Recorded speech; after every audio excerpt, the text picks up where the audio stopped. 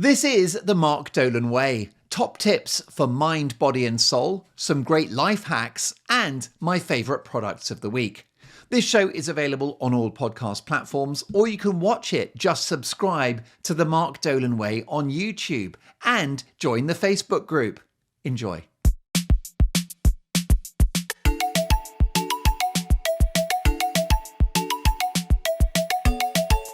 Hello and welcome to the show. I hope you are very well. If I sound a bit funny, I've got a tiny bit of fingernail between my two front teeth. I've given up biting my nails very successfully. It's been about 3 years now. Don't know why, but I just don't do it anymore. I'm very happy about that. But occasionally, if the nail is very long, I'll slide it between two teeth. I don't know why. Actually, I do know why. It's like using my fingernail as a flosser to floss your teeth with your fingernails, which is a really bad idea, by the way. And I now have a bit of fingernail between two of the front teeth, and I'm going to have to get some actual floss to remove the fingernail that I was using to floss my teeth. What a shambles. But my fingernails are nice and long, but you mustn't use your fingernails as a flosser, because I've seen a microscope video image of what's underneath your fingernails, and it's thousands, if not millions, of bacteria swimming around. Underneath your fingernails is the dirtiest thing you can imagine. It's much worse than the rim of a toilet. It's probably as bad as licking the pavement. Disgusting. Sometimes knowing about stuff and having information is enough to help you stop doing it. You know what I mean? So, for example, people often say if you knew how sausages were made, you would never eat another sausage. It's like if you went down to the abattoir and then into the factory and it's just like ground up, entire pig, just ground up, hooves and testicles and God knows what else. You wouldn't do it, would you? It's information. Knowledge is power. We have a Toyota Prius, which I love. That could be the product of the week, by the way. If you need a good car, the Toyota Prius, and they're very good secondhand. We bought ours secondhand. New, back in the day, new, £27,000. We paid 11. You're welcome. 6,000 miles on the clock, almost nothing. Still another year on the warranty. Great cars. A decade later, we're still driving it. Tend not to have any problems. I've got a service plan, which means that what you do is you basically pay the cost of the service monthly in advance, which probably works out at about £30 a month. And then it means that your servicing, the basic servicing is paid for and then all you'll do is you pay for extras, like stuff that's gone wrong that needs to be fixed. Last service I had, because I'm on a service plan, Toyota handed me the bill at the end and they said, you owe us £0.00, because there was literally nothing. All they did is change the oil and then checked everything and it was fine.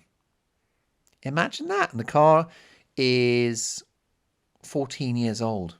So actually I've had it for 12 years. Amazing car. Anyway, what's the point of that story? Well, the nice thing about the Prius is that it shows you how much energy is being using as you drive it, because the way that the hybrid works, as you probably know, is you've got a small petrol engine and then you've got an electric motor and a big battery, and the electric motor gets energy from the battery, and when the battery is low, then the engine kicks in and then the engine charges up the battery, which then powers the motor again, and just goes in and out of electric based upon how much energy is in the battery. And it's got something called regenerative braking, which Formula One cars have, where when you slow down, the friction produced by hitting the brakes, that energy is used to charge up the battery as well. So you slowing down charges the battery. It's good, isn't it? But it's got this little LED display on it, on the dashboard, and it shows you how much energy is in the battery, and it shows you when the engine's on, and it shows you your miles per gallon live. So you're driving along and it might say 99 miles per gallon, and then you hit the accelerator and then it drops down to like 48 miles a gallon. And so you have the information about how much petrol you're using, how much energy you're using as you drive. And what it does is it makes you conscious, and it makes you less likely to drive erratically, revving, braking. And I think I'm a better driver thanks to that. I'm much smoother. So not going so fast, but then not having to hit the brakes all the time because you're not going so fast. It's a win-win. And I definitely use less petrol. I had to drive to Lancaster the other day, which is a lovely city in Lancashire. It's confusing. It's Lancaster in Lancashire. It should be Lancastershire, shouldn't it? Not Lancashire, Lancaster. It's because they sound the same, but then slightly different. That's a disaster. You've got Bedford and Bedfordshire. They get it. They get the drill. Cambridge, Cambridgeshire. Oxford, Oxfordshire. Lancaster, Lancashire. No, is it Lancastershire? Oh, for God's sakes. Is it too late to change it? It's only 1,000 years old. Come on, guys. Get with the program. But I drove up there, and my absolute dream is driving slowly. I'm the king of driving slowly, especially on the motorway. So 70 miles an hour is the speed, but for large parts of it, I drove 60, 65. What you can do, I've got cruise control on there, which sets the engine speed. And if you go 60, 65, you can stay in the slow lane because no one's ever going to want to go past you, and they're happy to sit behind you because you're in a slow lane. If you go the middle lane, you're always having to like speed up, slow down, overtake. So 60, 65, cruise control, away you go. And what is ridiculous is how little petrol you use. But if you go 70, 75, 80, I don't have the mathematics of it, but you use disproportionately more petrol. So it's really good. I am a low petrol driver. I have a style of driving which lends itself to low fuel consumption. It's really good. I'm a frugal driver. But it's interesting looking at that information on the screen. It tells me how I'm driving, and I become aware of it. Awareness is everything. In the 90s, in this country, the United Kingdom, free-range chickens became mainstream, right? It was kind of a posh option in the old days. It was a bit like organic was now. It was just like only wealthy people had free range and the rest of us had ordinary chicken.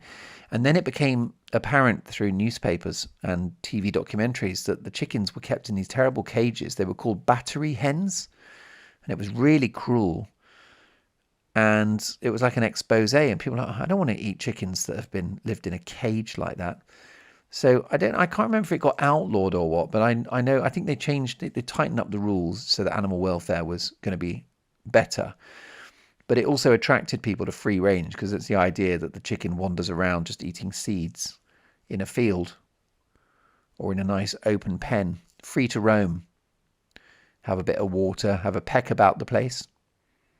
And so, but it was only because people were aware of how badly and horribly these chickens were being raised that they changed their behavior, changed their habits. I mean, that's a big thing with nutrition, is like with the sausages, is like finding out what's in what you're eating is going to change the way you eat, probably for the better.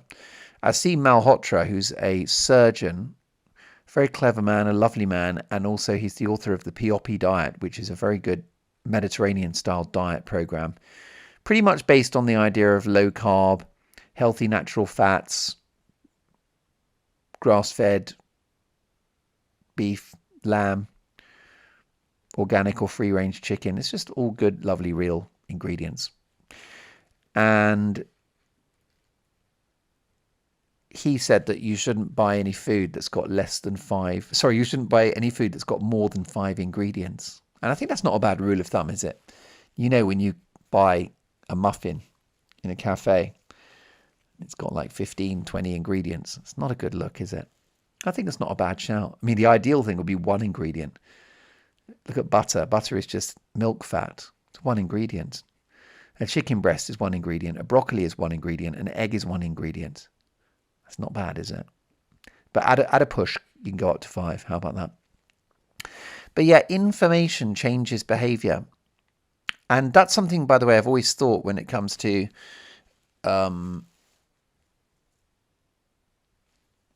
when it comes to nutrition is that I don't think you can lecture people. I try not to lecture people. Hopefully you don't feel that I do lecture you in some of those low carb episodes that I've done earlier in the series. All you can do, all right, I always say, what do I say? What's the old catchphrase? It's information, not instruction. I will inform, not instruct. And I'll tell you that if your insulin is kept low, then you're going to burn and consume the fat cells in your body, and you're going to get thin, and you won't be hungry and all that stuff. So that's the big focus of low carb, is about keeping insulin low. So do check out the old episode if you haven't heard it on low carb. It's marvelous and it works, in my opinion. IMHO, in my humble opinion. Yeah, so what else about information? Things that that's just that knowledge is power. It's a big thing for arguments, by the way. There's so many political arguments these days, isn't it? People falling out over everything. And what you need to do is not be tribal, and don't let things be so emotional, and just exchange information. Just have some information at your disposal. Have some actual facts, and allow the facts to compete with your colleague or friend's facts. And as long as there's an agreement that we will be dealing in facts, then I think you'll be fine. Great believer in that. But yeah, knowledge is power. So let's get some products of the week going. About a year and a half ago, I was in a shop and they were selling wellies. It was in a sale. Do you know what wellies are? Wellington boots. They're like farmer's boots. They're very basic. It's an all-in-one boot. It's just made of very light, thin rubber. Normally with a good sort of chunky sole. But it's all crafted out of one piece of rubber. It's like a big rubber sock with a good grip on it with a heel. And it goes up your lower leg. Just it kind of goes up to the knee. Maybe not quite as high as the knee. Halfway up, 2/3 the way up your leg, below the knee. It's a wellie, a Wellington boot, and they're brilliant. Anyway, I don't know if I've ever owned wellies. I probably owned wellies when I was 4, because little children, toddlers have wellies, don't they? And then you sort of jump in puddles and things like that. Yellow wellies, I think I might have had, a bit like Paddington Bear, although I think his were red. And I'm in this shop and they've got these wellies and they were something like £15. And I thought, look, I live in London. I don't need wellies. I don't live in the countryside. But I thought it was a low price. And I actually thought, I feel like I should own wellies. I think everyone should own a pair of wellies. Now, there is a previous episode where I explained that all of you need to have hiking boots, even if you're not hikers. But I might throw wellies into the mix because they're nice and cheap. And they're very practical. And I've discovered a great thing because I went to visit a lovely man, a good friend, in a farm last week. I jumped on a train to Taunton, to a really nice farm with cows in it. And we had a lovely lunch together, he and his wife. And I enjoyed a tour of the grounds and met the animals. And it was just a fabulous experience. And he said, you better bring wellies. He literally has a farmer's voice. An actual farmer's accent. It sounded like he was faking it. It's like pretending to be a farmer. Do you know what I mean? Oh, you better bring wellies. It's like, I don't think he talks like that. But it's just, it's obligatory when you become a farmer. You have to have that accent. It's the law of England. So I brought my wellies. Which, by the way, now do you want to know an absolutely shocking piece of information? Having bought those wellies all those months ago for about 15, maybe 18 quid, I think less than 20. Having bought them, I didn't wear them once. Now, how naughty is that? I did not wear them once. And they're lovely colour. They're blue. They're beautiful. I'm tempted to run down and get them and show you. Really nice boots. Never wore them. How disgraceful is that? But here's the moral of the story. I needed them for this farm visit. Wear your wellies. I wore them. I found them very comfortable. I thought they looked great. I really did look like a country squire. I looked like a landowner. I cut a sort of 18th century figure, I thought. I looked good. So basically, and it was great because we were in these deep puddles. I'm in cow poo and all the rest of it. It had been raining a lot. It was very wet, a lot of mud. Wasn't a problem because I'm wearing the wellies. Now, the thing about wellies is you can't go for big walks in them. That's the first thing. They're great for like really wet land and, you know, you're going to be dry. But what you don't want to do is go for like a 5-mile hike in them. I wouldn't recommend that. I don't think they're great for hiking because they're so basic and rudimentary. But they're brilliant if you're going to be slopping around in a wet place. Anyway, the great news is that that was a week ago. And I've been using the wellies a lot since in London. And the reason why is because I am very lazy. And I've realized that these are about the only shoes I own where I can just slip into them without doing my shoelaces up. Because my hiking boots have got laces, my trainers have got laces, my, what do you call them? My foot running shoes, what do you call them? Walking on the ground. Barefoot. My barefoot shoes, they've got like a drawstring thing. These I can just fall into. So earlier I had to drop my son somewhere and I just stepped into the wellies because the wellies are upright. They're good to go. They are erect. You're welcome. And then you just slide your foot into each one and then you're wearing shoes. I don't have to touch them. I can just step into them without touching them and without laces. It's a dream.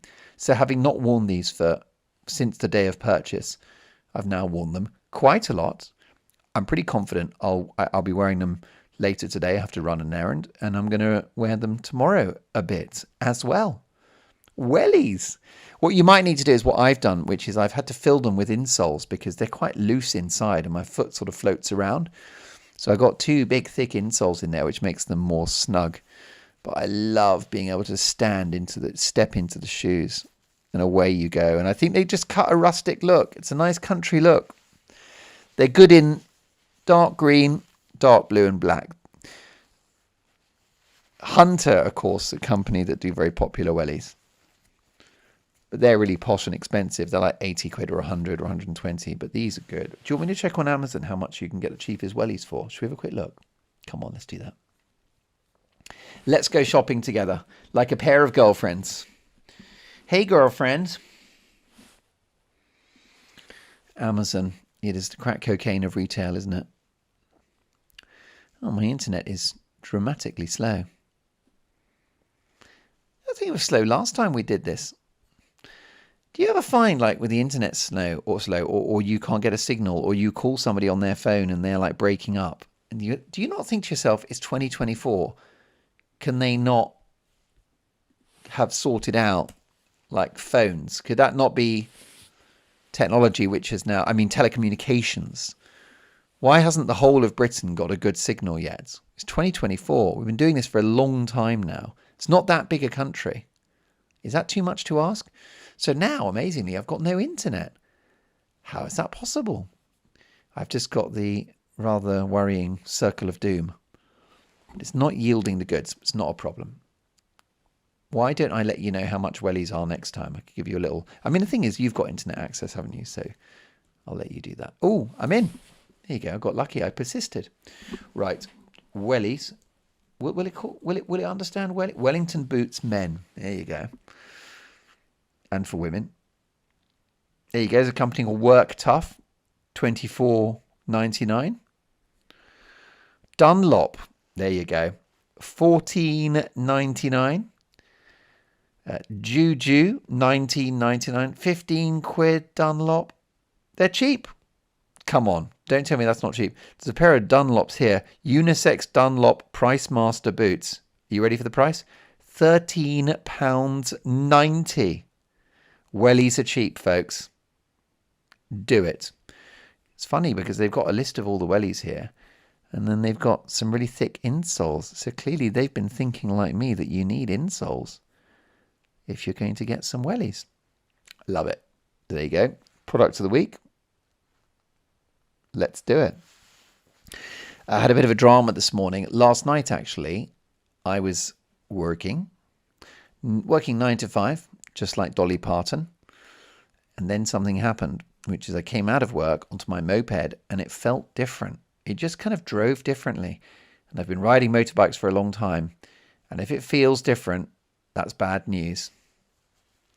It's not, it shouldn't feel different, because being on a moped, it is a bit like a relationship that a jockey has with their horse or a show jumper. You have a relationship with the animal, and there's an intuition between you and it. It communicates with you, you communicate with it.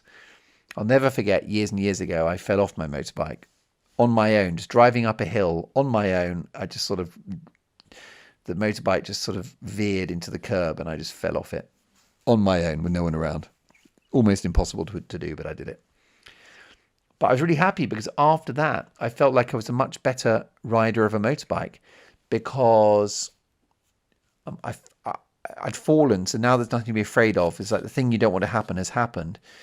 And it gave me a sense of the geometry of the bike, a sense of, I got more of a relationship with the bike because I've fallen with it. So I've had tumble with this thing. And therefore I've more fundamentally understood its dimensions, its weight, its geometry, how it falls, how it moves. It was kind of a bonding moment with the machine. I dusted myself off. I got the motorbike back on the road and off we went. And the only price I really paid was a scratched knee and a torn pair of jeans. I was a bit annoyed because the jeans were almost brand new. So there you go. But look, let me tell you that I had a drama today. So yes, yesterday, if the motorbike feels different, it's not a good sign. Normally something's up. I mean, if you're lucky it feels different, it's because there's a bit of road which is bad. It makes the ride feel different. But I know this road really well because it's the road where I work. And the bike felt different. And the problem is, it was a bit of a perfect storm, because I finished at 11 and then I had some long chats with colleagues, and our cleaner in the office couldn't find dishwasher tablets. She spoke no English. She actually used an app to communicate to me in Spanish, which then translated into English, and she explained that she couldn't find the dishwasher tablets. So I spent a good half an hour with her in broken English and broken Spanish trying to find dishwasher tablets. We were unsuccessful. There was an amazing amount of dishwasher salt. The office has got these industrial-sized boxes of dishwasher salt, like a briefcase almost. I'd like to have one. It's a great source of regret to me that supermarkets don't do sort of industrial-sized products. So, you know, when you go to like the laundrette, remember going to the laundrette? Those were in the days when not everyone had a washing machine. They were popular in the 80s. My dad ran a pub and there was a laundrette next door. And when our washing machine broke down, we would put stuff into the laundrette. And these massive, massive machines. Big washing machine and a big tumble dryer. Very good for duvets and stuff like that. Normally there's someone there that will sort of help you with the washing. Maybe you pay them a bit to do it. Can't remember. But anyway, they're quite good. But they would have these industrial boxes of Ariel Automatic, which is a detergent, and you take a scoop out of it. I'd like to have one of those at home. As you know, you might know, I'm really big into volume. I'm a volume person. So eCover do an amazing detergent for washing machines. It's non-bio. And the lavender one, if you can get hold of the lavender eCover washing detergent, it's really good. It just smells good. Makes sure, and I think it will keep moths away, because moths don't like the smell of lavender. So I think it's good if your clothes are infused with that smell. And I was in Sainsbury's and there was a deal. You know where this is going. There was a deal on the eCover lavender flavour washing detergent. So I bought 6 because they were £3 off. So 6 threes at 18. I've literally saved £18 because it's not going to go off. It's not going to spoil. And we know for a fact that we will use it because it's washing powder. I'm not going to go off it. I'm not going to change my mind about it. It's not an impulse purchase. It's a staple. So I was delighted about that. But I mean, I wish if I could get, if eCover would do some massive drum, do you know what I mean, where you actually have to go like in the car, like a barrel of the stuff. Now, I would be so happy. I grew up with a friend at school, and they were quite well off. And they had a big house in Hampstead, and they had this basement. I know I've told you this before, but I'm going to tell you again because it gives me great pleasure just to tell you again. They had a basement, and in the basement, they just had huge drums of baked beans, endless bottles of Perrier water. I think they kept wine down there and beers. It was basically like a supermarket in the basement. That is attractive to me. There's something attractive about the idea of a basement with all of the essentials. My Auntie Patsy in America, she's got a garage, and in the garage she's got extra fridges. Imagine that. There's fridges in the garage, just with the kind of, for the overflow of stuff that doesn't fit in the main kitchen fridge, and a freezer as well. How good is that? Oh, yes, please, to the overflow fridge. Who doesn't want an overflow fridge? It's so British to have one fridge. That's where we're going wrong. It's so American to have three. Well done, America. They're getting it right. So I love my volume. Volume, volume, volume. I love beer. The reason why, you see, wine is fine, but because I like volume, I like a volume of liquid to glug. Do you know what I mean? I like to just drink liquids out having. So that's why beer is great for me, because you can't drink wine like it's water because it's too strong, but you can have pints of beer and not really get that drunk. And I just like I love a pint. I love, of course, in Germany and Austria, they have the Stein, don't they? Which is more or less, well, is it a litre? I think a Stein is a litre. That's so good. You're in a beer hall, they bring you a litre of beer. See, that's a proper amount of drinks. You know, the mug is big. You see, I'm big. I'm 6'5". The mug is big. There's a lot of beer. There's a lot of me. A lot of beer to go into a lot of me. And I love it. I mean, not all the time. The moment, my alcohol consumption, I think we're looking at about once every 3 weeks. That's enough. It's plenty. It's in my life. It's like that sort of quirky friend that I meet every so often, but that is not a daily fixture. Not someone that lives next door, but we'll meet up occasionally. It feels about right. At my age, the big 4'9", it feels about right. Once every 3 weeks. Because that's still regular, isn't it? But it's obviously, I think we can all agree, we're in a kind of the threshold of pretty low harm at that point. And it's just beer, bubbly beer. I did it in Lancaster. I had my beers in Lancaster, and it's the coolest thing ever, which is lovely walks, great hiking. Nothing, no beer tastes better than after a big long hike. And here's the other thing, the hotel had a spa. So you go into like the jacuzzi, you go into the pool, and then you go in the sauna. You have a big old sweat, and you have shower, get dressed.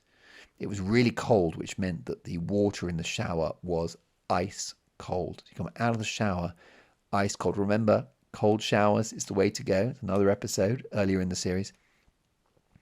And then you get into the hotel bar, and they serve you a big, lovely, bubbly pint of beer. And you're quite thirsty because of the sauna. You had your exercise, you had your fresh air, you're in your clean clothes. Everything's all nice. Your clothes smell of lavender, because you bought 6 bottles of eCover, £3 off each one, even though you'd like a barrel. And you have that beer, it tastes so good. And that's why I only drink occasionally now, because actually, if you do it all the time, it's not special, is it? I know someone, a smoker, who said that they only enjoy about 1 or 2 out of every 10 cigarettes, which means 8 cigarettes they're not enjoying. It's not a good hit rate, is it? I find with alcohol that if you drink every day, I think you stop enjoying it. I really do. And then it's more fun when you do. And of course, because if you don't drink very often, you have a lower tolerance, which means you're going to get the intoxicating effects more easily, more cheaply, more quickly. What's not to like? So there you go. Booze. Now, I need to get to the story. How did we get onto that? My motorbike felt different. It kind of was just driving oddly and differently. It wasn't the road. It was the bike. I got out, I looked at the back tyre, and it was flat as a pancake. I had a flat tire. A puncture. Very, very, very, very, very annoying. And don't forget, guys, I got out of work really late because I was helping this lady look for. That's how I got onto washing powder. I was helping her look for the dishwasher tablets. She did not find them in the end. I told her to leave a note saying no tablets. Oh, hello.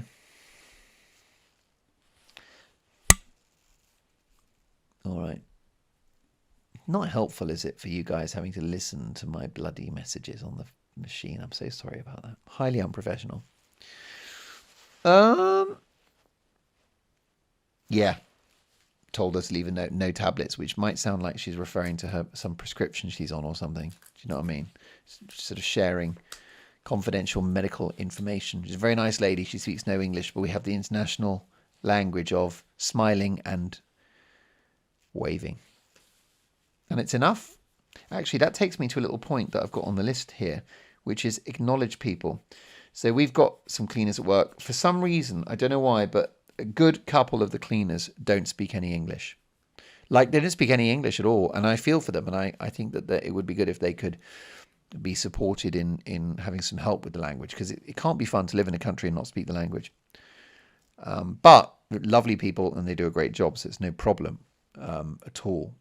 I just think that it would be... We should make it easier, shouldn't we? All countries should make it easier for people that come to learn that language. It should be facilitated at a state level, I think. It should be free, shouldn't it? You go to Germany and the things that are free are tap water, outdoor swimming, and learning the language. Just free. Just help yourself. It wouldn't be bad, I think. But with these folks, they can't speak English, but I just say, hello, how are you? And I sort of smile. And do you know what? Maybe it's just my imagination, but I think they appreciate it. Because, I mean, cleaners in particular are some of the invisible heroes of the workplace. I mean, they're collecting coffee cups, they're cleaning dry curry off dinner plates.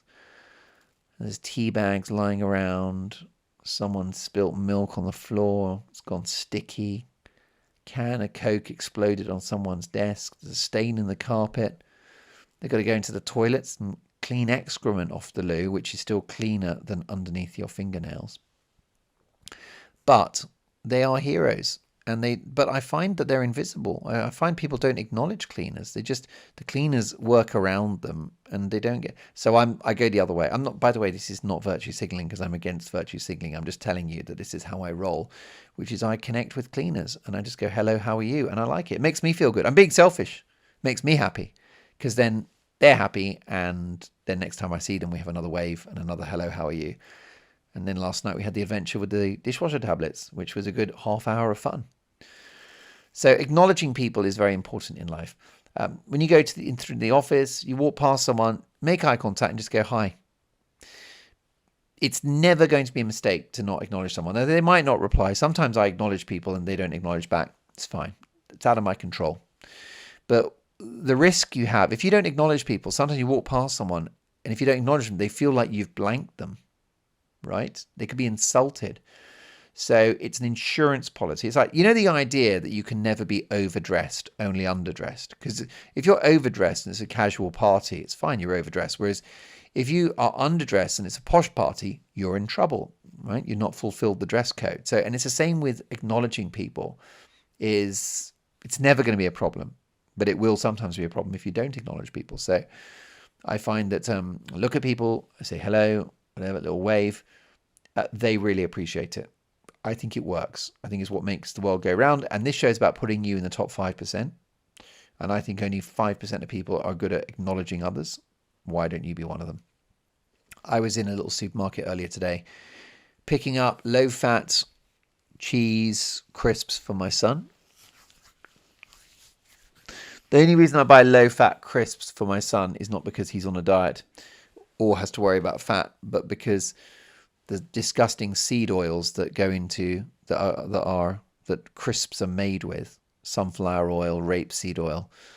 My theory is if you go for the lower fat option, you're going to be eating less of the seed oil and therefore it's less bad. It's just a theory. Let's hope I'm right. But I was in the little supermarket and the guy in there was next to the supermarket self-checkout. Now that's the toughest job in the supermarket, is the man or the woman that has to look after and be responsible for the self-checkout. Because, I mean, I would say I have a problem with those machines. Probably 1 in every 3 visits, there will be a problem. The unexpected item in the bagging area. I was buying some energy bars yesterday, I think, and it wouldn't swipe the barcode. It wouldn't swipe. You do the barcode onto the laser, and it wasn't registering. So they had to come over, and then they punch in their special code, which I always try to memorize like a master criminal. Come back later and steal loads of food. You're welcome. And but that's the worst job for them, because they're just endlessly going over to various checkouts and fixing people's problems and mistakes. It's a disaster. There was a celebrity, British TV celebrity, who got arrested because he was using the self-checkout and he wasn't swiping everything, and he was just taking it home, and it kept happening. And then eventually they caught him. He was quite wealthy. Isn't it strange when people who have got money steal?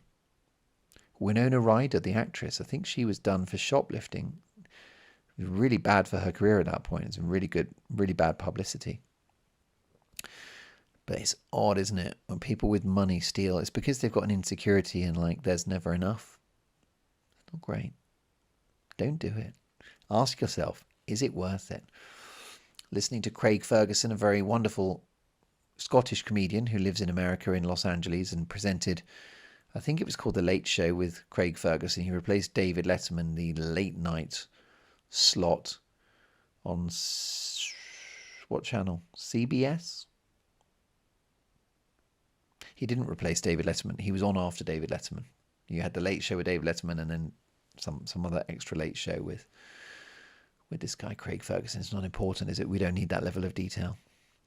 But he was talking about comedy writing, and he'd sometimes write some gags for his show which were outrageous and naughty. And he had a really good executive producer who was very wise. And there'd be one joke, and Craig Ferguson's like, I don't know whether I should do this joke or not. It's very edgy. It could get me in trouble, but it's really funny. And the producer said, ask yourself a simple question. Is it worth it? Is it worth it? And then sometimes with the gag, he'd be like, it's a great gag. We all love it, but it's not worth it. Let it go. I've done that recently. I wrote a little piece about a member of the royal family, a little monologue. And in the end, the final line was a bit of wordplay, but very, very harsh. You know, the sentiment was, in the end, was kiss my backside, but root more sort of harshly worded. And it was good. It made my colleagues laugh. It was wild. It was naughty. It was out there. But I just decided in the end, is it worth it? No, it's not. And there'll be times when I'll decide it is worth it. But on that occasion, it did not pass the is it worth it test.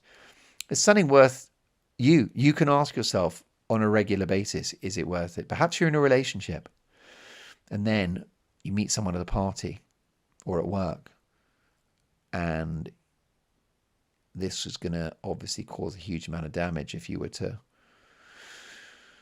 going to go with your gut instinct, right? Oh my goodness, you're in a settled relationship, but then you've got this temptation. Ask yourself a simple question. Is it worth it? You'll probably find it's not. Oh, but there was something I wanted to mention, by the way, which I'll write down before I forget, because it's really good. And it's to do with addiction. And it's, what is it? Sort of be mindful. Yeah, it was basically, I was listening to a podcast, some expert on addiction. Sorry, I've got no names or references, but you're welcome. How carefully researched and crafted this show is. Honestly, minutes of preparation. He helps people with addiction. And I think it was with smoking and with drinking and stuff. He said, go home. Oh, that was it, smoking. He said, go home and smoke, but be aware of what you're doing. So smoke in a very mindful, aware way. can't quite remember how he put it, but it was the idea of, I want you to go home now. I'm going to help you stop smoking. I'm asking you to go home and smoke, right? That's counterintuitive, isn't it? And he said, I want you to just smoke in a very aware way. And so what people do is they go home, they light a cigarette, and they'd sort of look at the cigarette and they'd smell the smoke, and then they'd really taste it with their mouth. They'd be like, this is horrible. And that's the thing about addiction, is very often with your drug of choice, you gobble it up, but you're not really noticing the taste of how toxic and horrible it is. A good example with alcohol would be beer. Do you remember the first time you tasted beer? It was disgusting, wasn't it? And that's your body telling you this is not something that should be in your body, because let's not forget, 100% of alcohol is toxic. I mean, alcohol is toxic. It's a toxin. Forget about this good for your heart stuff. I'm not having it. I'm not having it. Alcohol's delightful. It's a social lubricant. From time to time, I love it. I've got many stories. In fact, I should give you my alcohol stories at some point. That's a good idea, isn't it? To be honest with you, there isn't enough nostalgia in the show, is it? I should talk about things that have happened to me in the past. Alcohol stories is good. And I'll write nostalgia as well. But yeah, so it was just to go and do that drug, whatever, smoking, drinking, do it consciously, do it aware, and think, what am I actually getting out of this? And apparently that's a good way of unlocking it. Right, now let's power through a couple of bits and pieces before we go. I've got here, just tell them. So I have had somebody on my show that was drunk, and everyone was too polite to mention anything. They just sort of tolerated the drunkenness. And what I did is I just told them, I said, hey, listen, just before we carry on, I think you've had too much to drink. You can stay on the show, but I just want you to know that people are on the internet, they're talking about it. I don't want you to be a figure of ridicule. I don't want this to damage your career. I don't want you to say something on air that you're going to regret because you're drunk. I feel I've got a duty of care to you to say, we love you to bits. But if you want to go home now, we'll completely understand, because I feel you've had too much to drink. And the person involved said, look, thank you, I have, but get me a coffee and I'll be fine, I promise. And she was fine. And a bit of me wanted to keep her on, because it's very good telly when people are drunk, because it's unpredictable and wild and you don't know what you're going to happen. And I feel like I'm going to get what's going to happen. I feel that I covered myself by giving her the information and then letting her then make that final decision, rather than me slinging her out, because I think if she'd got thrown out, then that gets back to the bosses and it's like, oh, did you hear about so-and-so? So actually, in that sense of protecting her, I actually thought it was better if she stayed on air, fulfilled her role, and then it's like, okay, great, don't do that ever again. But just tell them. If someone's got body odor, just tell them. If they've got bad breath, just tell them. If there's things your colleagues do at work that annoy you, like they leave their stuff on your desk and they don't clear it away when they've been using your desk, just tell them. Especially in Britain, we're so reserved, we're so polite, people don't like to do it. But do it, baby. Just tell them. And that works for everything, works for relationships. You wouldn't believe, I used to do a comedy show called I'm Here to Help, which I think I should revive. The audience would write down their problems at the beginning of the show, and I would make my way through the problems in the course of the show. I'm here to help.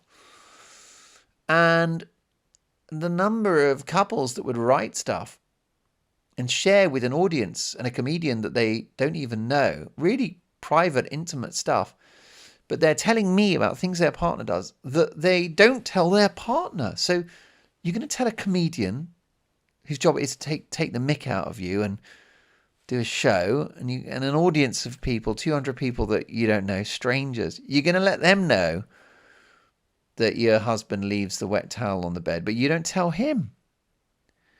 And I was amazed by how many of these basic things people did not do. This basic communication. So if your partner does something you don't like, my partner does not like me in the morning wandering around in pajamas. She just doesn't like it. Now, I don't understand why, because I feel that pajamas are perfectly reasonable household apparel. I think it's nice to wake up in the morning pajamas, or I mean, I say pajamas, that's very grand. In the summer, it's boxer shorts and a t-shirt. But even a dressing gown, I think you put a dressing gown on, go into the kitchen, you make your coffee. I think that's a nice way to ease yourself into the day. She doesn't like it. Well, that's fine. She told me. She had to tell me a few times, I can't lie. And now I don't do it. And what I do is I wake up and I put some clothes on, and then I go into the kitchen and then I make coffee. And it's fine because she told me. But if she didn't tell me, it would continue to enrage her and it would produce a friction in the relationship and it would be an unnecessary source of pain and anguish. So just tell them. You've got a situation at work with the boss and you feel like you're not paid enough, or you don't like Stephanie in accounts and the remarks she makes in the meetings about you. Just tell them. Tell them, tell them, tell them. Communication is everything. Be the best communicator you know. Right, shall I leave you with one more thing? There's so many bits and pieces in here. I'll leave you with this. And it's about a good friend of mine, someone I work with, and they are brilliant and are not getting the recognition they deserve. And you see other people getting promoted who are good, but maybe are they as good as this person? I don't know. Maybe they're not. Seems unfair. I was talking about it with another colleague, and I realized, and I'm going to have to convey this to this person, you're brilliant, you're outstanding, you're not getting the recognition you deserve. And do you know why? And it's 3 words. Life's not fair. Is that 4 words? Life is not fair. Life's. Does apostrophe F, does that make it 1 or 2 words? Life's not fair. It ain't fair. And it is the expectation of fairness which causes so much misery for people. Because you go to work and you think, well, I work so hard and I'm talented and I'm very well qualified and I do the longest hours and I'm never off sick and I give everything to this business. My expectation is that I will get a fair outcome, that I'll get that promotion, I'll get that pay rise. And then you don't get the promotion, you don't get the pay rise, and you've been doing an amazing job, delivering amazing value for your organization. Now, I will say that if great people like you are not getting recognition for their efforts, then it's a failing organization. It's dysfunctional. It's a bad thing. If people are delivering and the company doesn't acknowledge that, that is a failing organization. That is an organization that does not have a bright future. One day I want to have my own business. For one of the reasons is that I will then love bomb the people who are delivering value for the company, and the people who are not will be sidelined and eventually removed. Because then you've got a place, you just go, look, if you come and you apply yourself and you've got certain talents and gifts and you work really hard and you really give everything, you're going to be so well rewarded. Hard work should be rewarded. Great believer in merit, which I think has gone wildly out of fashion these days. I think it's a bad thing now, apparently, merit. Well, I'm afraid you cannot challenge the laws of the universe, reality. And the reality is that merit will always win, even if you push down against it. But yeah, life's not fair. And so we all need to think that if things don't go our way and we deserve it and we didn't get it, it's because life's not fair. What about the girl or the boy that you're in love with? You've done everything for them and you've given them the world, and yet they've walked away. You know, they didn't choose you, whatever it is. Yeah, you're the candidate. They should choose you. You're the funniest, the best looking, the nicest. You're the perfect partner for them. But they didn't choose you. They chose some idiot, some ugly fool who's a horrible human being. It's because life's not fair. And if you therefore completely delete the idea of fairness from your head and understand that life's not fair, you're going to be so happy, because then some great things will happen to you. The fairness will happen. But You weren't waiting for it. You weren't expecting it. So there will be moments when things you deserve, you get. So fairness is there. It's in the pack of cards that are dealt to you, but it's not every card. And then there's a few cards which are the opposite of fair. They're unfair. I mean, when I started working in TV, all I can tell you is that I used to get gigs that I did not deserve, right? I'd get TV opportunities that I was not qualified for, probably not good enough for, too inexperienced, not ready. Stuff just came. I'd hit emails and it would be like, offer, job offer, this, we'd like you to do this. I didn't feel that I'd earned it, but it came to me. But there have been other times in my career where I've massively deserved something and been the right person for something, but not been invited to do it. I didn't get it. I didn't get it. Some show, let's say it's a show which needs a guy who's 6'5" with glasses and fair hair, aged 49, North London based, with a background in comedy and TV current affairs. And we need a Pisces, and that person needs to be a fan of wearing 2 puffer jackets in the winter, one on top of the other. One size medium, one size large, and fit really comfortably. And then you don't get the gig. And that's because life ain't fair. So I always say about showbiz that it's like you get a lot of opportunities that you don't deserve, and then there's a lot of opportunities you don't get that you did deserve. And that is showbiz. But let's be honest, that is life. Life's not fair. What life is, it's a game. It's a game, my friends. Fairness implies that there is some predestined logic to it, some inner morality, some genuine accountability. No. You might get fairness from time to time, but you cannot count on it. It's unreliable. Life is a game, and the trick is to play that game, work out what the rules are, play the game, and win. And anything fair that happens to you is just a bonus. Well, that's us. 51 minutes. Bit of a bumper episode. I think you'll agree. I didn't expect that. Lovely to have your company.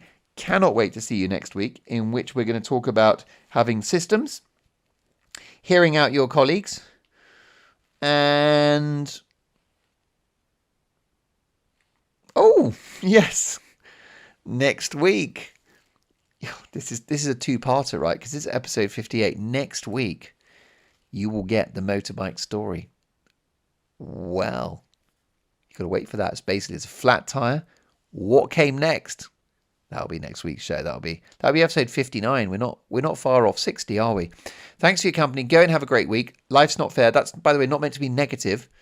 It's not. I'm empowering you. It's just information. You want to be absolutely suffused with reality. You need to know what's going on. You need to know the truth, and the truth is that life's not fair. The problem with colleagues and friends, just tell them and go and buy yourself some wellies and acknowledge people, especially the cleaner. Have a great week. Well done for everything. Keep on trucking, keep on smiling, and I'll see you in 7 days.